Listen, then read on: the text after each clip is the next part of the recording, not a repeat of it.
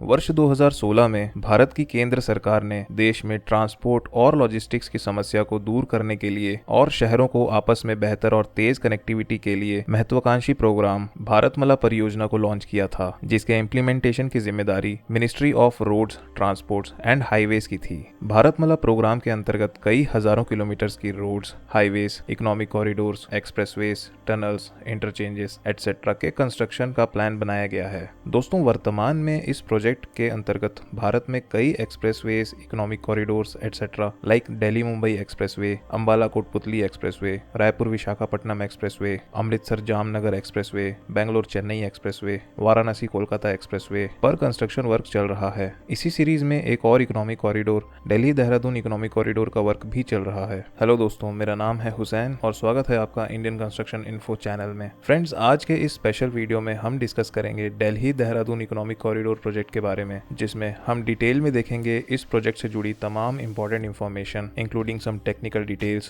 Project importance, route alignment, overall length of the project, material requirement, project cost, types and number of structures to be constructed under this project, land acquisition details, additional spur details, current progress of the project, construction packages, working contractors, expected date of completion, etc. तो दोस्तों, complete information के लिए इस video के अंत तक जरूर बने रहिए। अगर आप इस इंफ्रास्ट्रक्चर रिलेटेड चैनल पर पहली बार आए हैं तो इस वीडियो को लाइक और चैनल को सब्सक्राइब करके हमारा मोटिवेशन जरूर बढ़ाएं। दोस्तों, दिल्ली देहरादून इकोनॉमिक कॉरिडोर को दिल्ली सहारनपुर देहरादून एक्सप्रेसवे के नाम से भी जाना जाता है। यह economic corridor national capital Delhi, Uttar Pradesh और उत्तराखंड स्टेट्स में ट्रैवल करेगा। नेशनल कैपिटल में ईस्ट दिल्ली से शुरू होकर शाहदरा, नॉर्थ ईस्ट दिल्ली होते हुए उत्तर प्रदेश स्टेट में गाजियाबाद, बागपत, मुजफ्फरपुर, शामली और सहारनपुर डिस्ट्रिक्ट से गुजरते हुए उत्तराखंड राज्य एंटर करेगा, जहां यह एक्सप्रेसवे देहरादून डिस्ट्रिक्ट में समाप्त होगा। इस प्रकार दिल्ली देहरादून एक्सप्रेसवे अपने पूरे स्ट्रेच में उत्तर प्रदेश में 5 डिस्ट्रिक्ट्स और उत्तराखंड में 1 डिस्ट्रिक्ट से होकर गुजरेगा। दिल्ली सहारनपुर देहरादून एक्सप्रेसवे एक ग्रीन फील्ड और ब्राउन फील्ड टाइप एक्सप्रेसवे का कॉम्बिनेशन होगा और this project was approved for the construction in year 2020 अंडर Bharatmala Pariyojana. Delhi Dehradun economic corridor project का फाउंडेशन स्टोन वर्ष 2021 में मोर्थ मिनिस्टर नितिन गडकरी द्वारा रखा गया था, जिसके बाद दिसंबर 2021 में फाउंडेशन स्टोन पीएम मोदी द्वारा दोबारा रखा गया। अगर रूट अलाइनमेंट को डिटेल में देखा जाए तो दिल्ली सहारनपुर देहरादून एक्सप्रेसवे ईस्ट दिल्ली में अक्षरधाम के नजदीक दिल्ली मेरठ एक्सप्रेसवे, जिसे नेशनल एक्सप्रेसवे नंबर 3 और नेशनल हाईवे नंबर 9 के नाम से भी जाना जाता है, के जंक्शन से शुरू होकर Geeta colony, north east Delhi में खजूरी खास से होते हुए उत्तर प्रदेश एंटर करेगा, जहां यह गाजियाबाद डिस्ट्रिक्ट में मंडोला विहार से होते हुए खेखरा, बागपत डिस्ट्रिक्ट में अहीरा, तातिरी, सरूरपुर, हिलवाड़ी, बिजरौल, तिकरी रूरल, मुजफ्फरपुर डिस्ट्रिक्ट में बिराल, फगुना, शामली डिस्ट्रिक्ट में भाजू, बुतरादा, बाबरी, हसनपुर लोहारी, सहारनपुर डिस्ट्रिक्ट के रामपुर मनीहरन तहसील में जरोदा पंडा, बडगांव, अम्बेहता चांद मुश्तकम, देवबंद तहसील में तंसीपुर होते हुए सहारनपुर बाईपास रोड में जुड़ जाएगा। आगे यह सहारनपुर बाईपास रोड से गगलहेरी, छुटमलपुर, बिहारीगढ़, गणेशपुर होते हुए उत्तराखंड राज्य एंटर करेगा, जहां यह हरिद्वार डिस्ट्रिक्ट के मोहाद से होते हुए डाट काली टनल से जुड़ेगा और आगे देहरादून पहुंचेगा। इस दिल्ली सहारनपुर देहरादून इकोनॉमिक कॉरिडोर की ओवरऑल लेंथ अप्रोक्सीमेटली 210 किलोमीटर्स की होगी। इस प्रोजेक्ट का निर्माण फेज वाइज किया जा रहा है और ओवरऑल इस प्रोजेक्ट को 4 फेजेस में डिवाइड किया गया है। फर्स्ट फेज दिल्ली के अक्षरधाम के नजदीक दिल्ली मेरठ एक्सप्रेसवे के जंक्शन से उत्तर प्रदेश के बागपत डिस्ट्रिक्ट में ईस्टर्न पेरिफेरल एक्सप्रेसवे के इंटरचेंज तक है और इस सेक्शन की ओवरऑल लेंथ 32 किलोमीटर्स की है। यह सेक्शन एक ब्राउनफील्ड टाइप एक्सप्रेसवे होगा, जिसके अंतर्गत इस सेक्शन पर मौजूद एग्जिस्टिंग हाईवे को अपग्रेड करके 12 लेन्स का एक्सप्रेसवे बनाया जाएगा। इन 12 लेन्स में 6 लेन मेन एक्सप्रेसवे का पार्ट होगा और लोकल कम्यूटर्स के लिए 6 लेन की सर्विस रोड होगी। फेज 2 बागपत स्थित eastern peripheral expressway interchange to Saharanpur bypass तक है और इस सेक्शन की ओवरऑल लेंथ अप्रोक्सीमेटली 118 किलोमीटर्स की है। यह section completely greenfield type access controlled expressway होगा और इस सेक्शन में 6 लेन एक्सप्रेसवे का कंस्ट्रक्शन किया जाएगा। फेज 3 सहारनपुर बाईपास रोड से गणेशपुर तक है और इस सेक्शन की लेंथ अप्रोक्सीमेटली 40 किलोमीटर्स की है। यह एक ब्राउनफील्ड टाइप एक्सप्रेसवे होगा, जिसके अंतर्गत एग्जिस्टिंग हाईवे को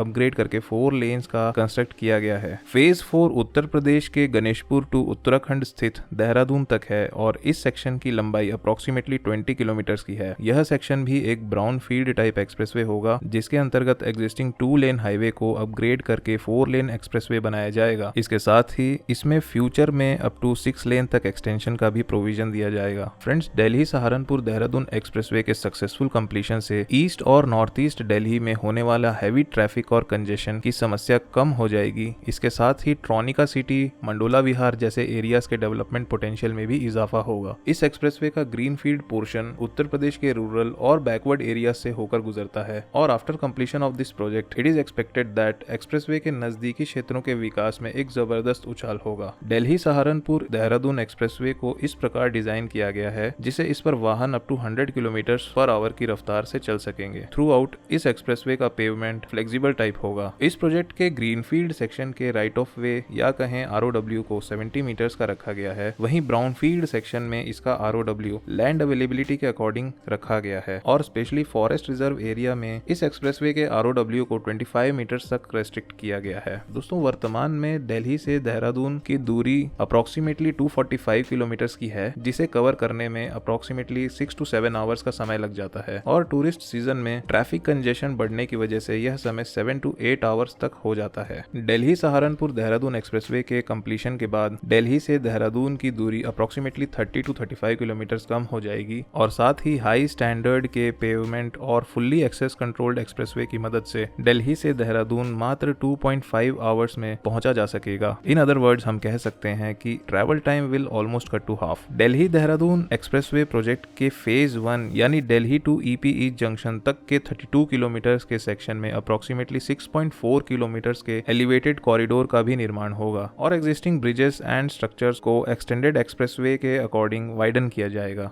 खेखरा के नजदीक eastern peripheral expressway junction to Saharanpur bypass तक के 118 किलोमीटर्स के ग्रीन फील्ड सेक्शन में 1 railway overbridge, 20 minor bridge, 5 minor bridge cum small vehicular underpass, 8 box culverts, 3 box culvert cum small vehicular underpass, 60 numbers of light vehicular underpass, 180 number of culvert type structures का construction होगा। इसके साथ ही इस 118 kilometres के stretch में यह expressway eastern peripheral expressway NH709B, NH334B, NH709A, NH709AD सहित 5 national highways and expressways से कनेक्ट होगा और इन नेशनल हाईवेज और बागपत, शामली, यमुनानगर, मुजफ्फरपुर, हरिद्वार, मेरठ, बरौद जैसे सिटीज के इंटरसेक्शंस पर क्लोवर लीफ टाइप इंटरचेंज का कंस्ट्रक्शन भी होगा, जिनके माध्यम से इस एक्सप्रेसवे पर एंट्री एग्जिट किया जा सकेगा। इसके साथ ही इस एक्सप्रेसवे के हर 25 to 30 किलोमीटर्स पर वे साइड एमिनिटीज का निर्माण भी होगा, जहां एडमिनिस्ट्रेटिव बिल्डिंग,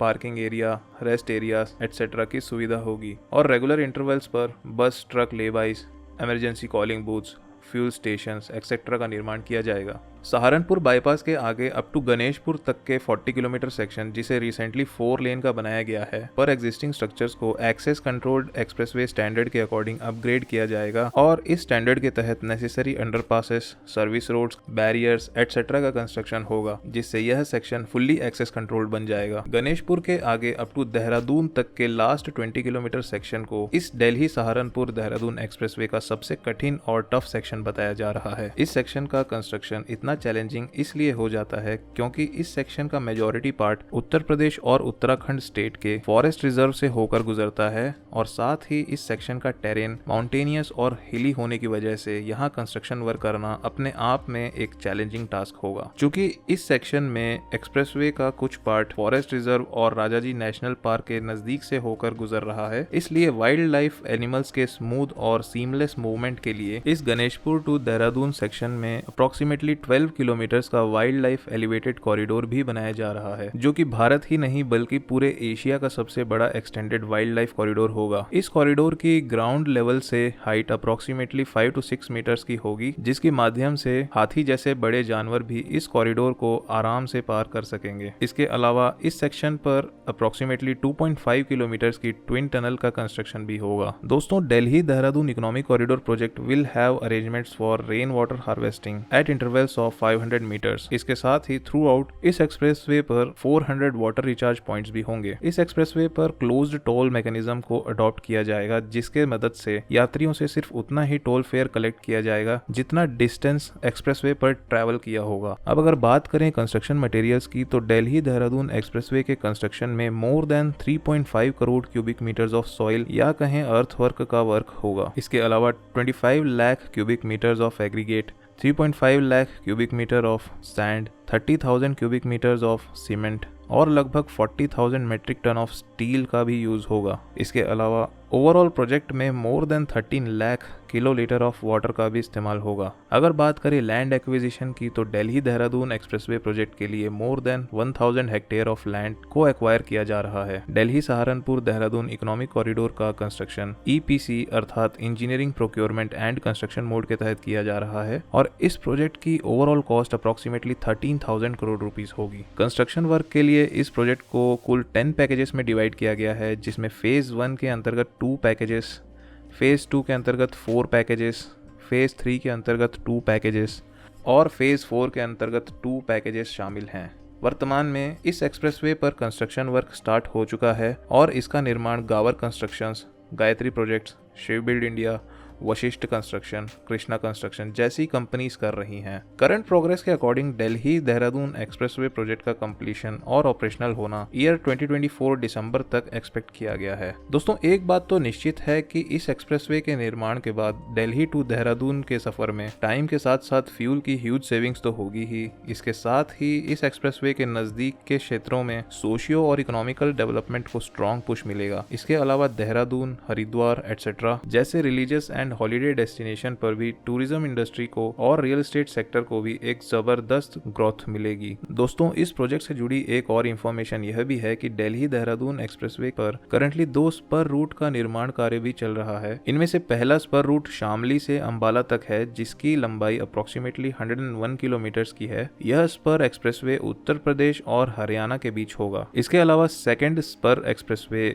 सहारनपुर डिस्ट्रिक्ट के हलगोरिया विलेज से स्टार्ट होकर उत्तराखंड राज्य के हरिद्वार डिस्ट्रिक्ट के बधेरी राजपूतन विलेज पर एंड होगा। और दोस्तों, इन दोनों स्पर रूट्स पर डिटेल्ड वीडियो बहुत जल्द आपको इस चैनल पर मिल जाएगी। तो दोस्तों, यह थी complete information Delhi Saharanpur Dehradun economic corridor या सिंपली कहें दिल्ली देहरादून एक्सप्रेसवे की। आशा करता हूँ आपको यह वीडियो इंफॉर्मेटिव लगी होगी। अगर वीडियो हेल्पफुल लगी तो इस वीडियो को लाइक, शेयर और चैनल को सब्सक्राइब जरूर करें और बेल आइकन भी जरूर दबाएं, जिससे हमारे चैनल की तमाम वीडियोस आप तक सबसे पहले पहुंच पाएगी। और साथ ही इस प्रोजेक्ट से जुड़े अपने सुझाव और विचार कमेंट सेक्शन में जरूर व्यक्त करें।